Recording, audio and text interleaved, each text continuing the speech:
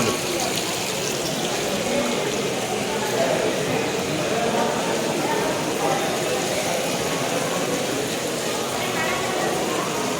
అమ్మ వాడికి వచ్చాను ఇలాంటి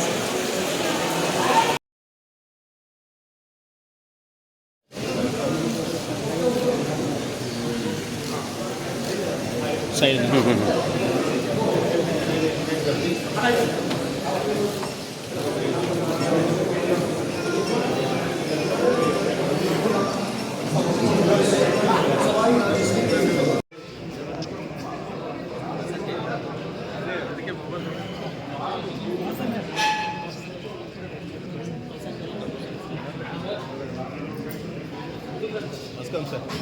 The other, we have been having civil society meetings to strengthen, democratic values, constitutional values, and secular values.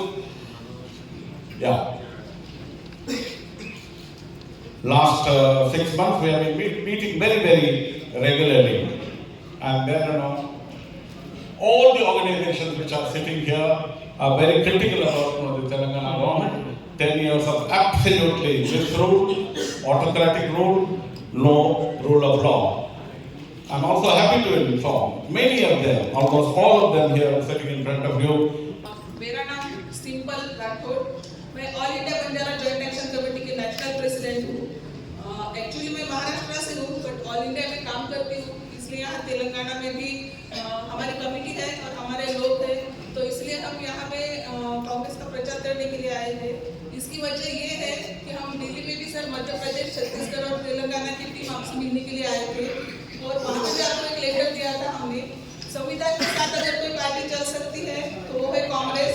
और दूसरी बात ये है कि हमारे समाज में बहुत प्रॉब्लम है, हमारे अलग अलग स्टेट में हमारे कास्ट के लोग जो है वो अलग अलग नाम से जाने जाते हैं, तो इसलिए पूरे ऑल इंडिया में हमारे समाज की जातिगत जनगणना हो और हमारे समाज को अगर न्याय कोई दे सकता है, जातिगत जनगणना अगर कोई कर सकता है तो वो कांग्रेस पार्टी है। इसलिए ऑल इंडिया में हम कांग्रेस का प्रचार कर रहे हैं। यहाँ पे भी हमारी एक टीम है जो प्रचार कर रही है। हम तेलंगाना के लिए कितना मार्ग है, कितना दुख है, लेकिन अभी तक हम लोग को तेलंगाना आए नहीं। सब बोलते कि तेलंगाना आए, बट हम तो तेलंगाना आए नहीं, तो अभी तक हम यहाँ पे मकान बनाए ना नौकरी लिए, कुछ नहीं। तो सब चीजें हमने रिक्वेस्ट कर रहा हूँ कि अभी हम लोग को तेलंगाना आए। अगर अभी कांग्रेस पार्टी को हम जीता है तो अभी हम लोग को आएगा नहीं तेलंगाना। जब तक सोनिया तो तेलंगाना दी है, लेकिन लेकिन तेलंगाना तो हम लोग को कुछ नहीं है। और एक मैं रिक्वेस्ट कर रहा हूँ, तेलंगाना स्ट्रगल में जो काम किए हैं, जो मार है, जेल गए, वो लोग को कैसा पहचानते हैं, कैसा पहचानेंगे कभी? अगर डिस्ट्रिक्ट लेवल कैसा पहचानेंगे और स्टेट लेवल कैसा पहचानेंगे मुझे पता नहीं। बट बहुत आदमी पूछ रहे हैं कि तुम लोग सिविल सोसाइटी मीटिंग डाल रहे हैं, लेकिन हम लोग को कैसा न्याय मिले? तो मैं एक रिक्वेस्ट कर रहा हूँ, स्टेट लेवल एक मीटिंग रखना चाहिए। कैसा भी तो कांग्रेस पार्टी जीत रही है, कांग्रेस पार्टी को हम फुल टाइम काम कर रहे हैं, हम मेहनत कर रहे हैं, काम चल रही है। School system completely crisis and it's an emergency. Rid of power को आने के बाद आपके लिए बहुत मुश्किल होगा, इसलिए कि चाइल्ड राइट्स के ऊपर जो भी काम कर रहे इधर भी ऑर्गेनाइजेशंस आए, उसके साथ में 3 months पे एक बार अगर एक रिव्यू मीटिंग लगाएगा तो स्कूल्स के बारे में एक इम्पोर्टेंट है sir. Second point, more than 50% children private schools को जाते हैं sir, more than 50%. That means they pay taxes to the government and they pay school fee to the schools. There is no regulation. Private schools का regulation नहीं है, उसके ऊपर भी ध्यान देना चाहिए। और गरीब का गरीब परिवार बहुत मुश्किल में है एजुकेशन के लिए, इसके लिए सरकार जिम्मेदारी लेना चाहिए कि हर एक बच्चे का एजुकेशन पढ़ाने की जिम्मेदारी सरकार ही लेना चाहिए। ये कांग्रेस के ऊपर हमारा उम्मीद है। एंड थर्ड, स्कूल्स में केंद्रीय विद्यालय मॉडल हम लोग पिटीशन दिए कांग्रेस गवर्नमेंट, कांग्रेस पार्टी को। आप सरकार में आते ही इधर एक 600 मंडल्स है, एक मंडल में 5 केंद्रीय विद्यालय मॉडल्स स्कूल्स होना चाहिए। तब ये प्राइवेट का धंधा, प्राइवेट का जुल्म है सर, फीस जुल्म बोलते हैं हम इधर। इतना जुल्म किसके ऊपर है या पता नहीं। That is 4th point, liquor के लिए बहुत लिकर से वायलेंस है, वो वायलेंस बच्चे के ऊपर है और बच्चे स्कूल बंद कर रहे हैं। जो ये वायलेंस, ये लिकर के बारे में भी ये बच्चों के ऊपर इम्पैक्ट है, इसीलिए भी इसका भी आप ध्यान देना चाहिए। और कांग्रेस के लिए ये बहुत चुनौती है, लेकिन कर सकते हैं। आप राइट टू एजुकेशन एक्ट लाए आपके गवर्नमेंट में, तो वो एक्ट इम्प्लीमेंट नहीं हो रहा है यहाँ पे, देश में भी नहीं हो रहा है। तो राइट टू एजुकेशन एक्ट के साथ साथ 18 साल तक बच्चों को फ्री मुफ्त एजुकेशन दिलाने का एक वादा आप करना चाहिए सर। 5 डेज है, अगर ये वादा आप किएगा तो आपका बोझ, पेरेंट्स का बोझ हम उठाएंगे। अगर एक स्लोगन आप दिएगा तो आप जरूर गवर्नमेंट में आएंगे sir. Thank you very much.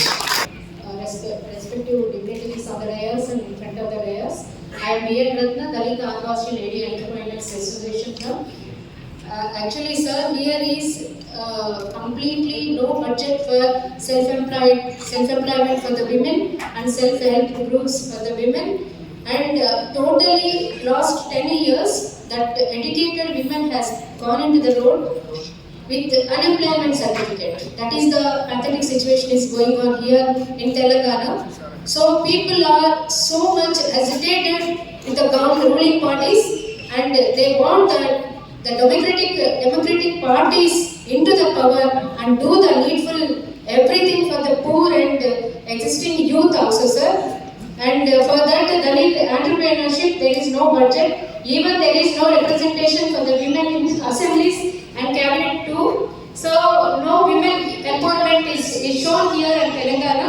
Sir, we are so much hopeful that our Congress, the beloved Congress party leaders will come into that power and do the justice for the civil and public, sir. Thank you so much.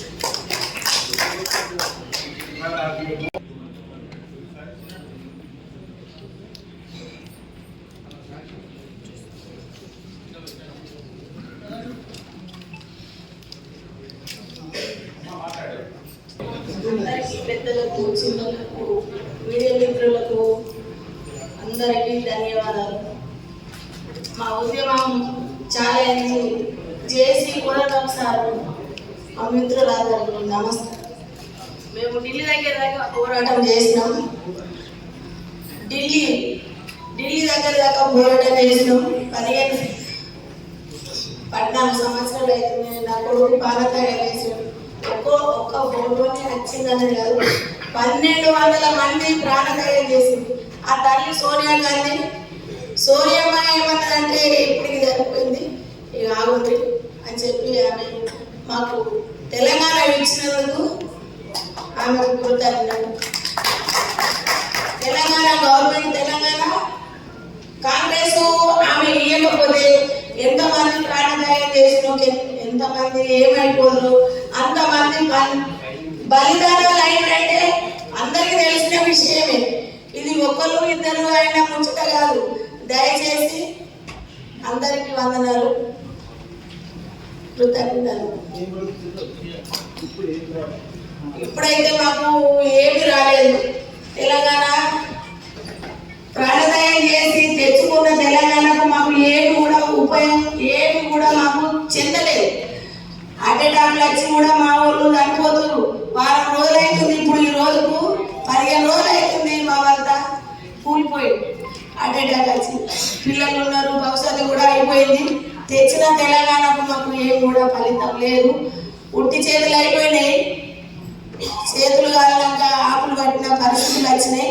ఇక ముందు మనము జాగ్రత్తగా ఉండి మన తెలంగాణ మనం కాపాడుకుందాం. ఇచ్చిన తెలంగాణ తల్లికి వందనాలు. ఇచ్చిన తెలంగాణ తల్లికి కాంగ్రెస్ సోనియమ్మ ఇవ్వకపోతే ఎంతమంది బలిదానాలు అయినండి తెలంగాణ రాకపోవు.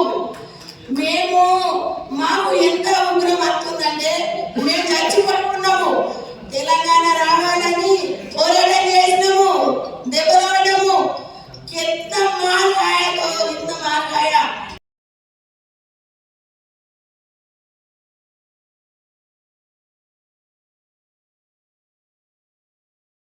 एक मोमेंट में, एक संघ में सभी लोग एक विचार वाले नहीं रहते और मेथड भी अलग अलग होता है। कोई बोला जोश से बोलता है चलो घुसेंगे, दूसरा बोलता मत घुसो, वही वहाँ जला रहे जाना नहीं बोलता, और तीसरा ये बोलता नहीं मिलके हम संवाद से करेंगे। तो ये चीजें डेमोक्रेसी में हो सकती है। और आप लोग खूब लड़े, लड़ने के बाद आपको मिला, लेकिन पावर किनको मिला? एक आदमी को मिला, और वो एक आदमी रियलाइज नहीं कर रहा चीजें। ये आज इम्पोर्टेंट डे है, सिर्फ हमारे लिए नहीं,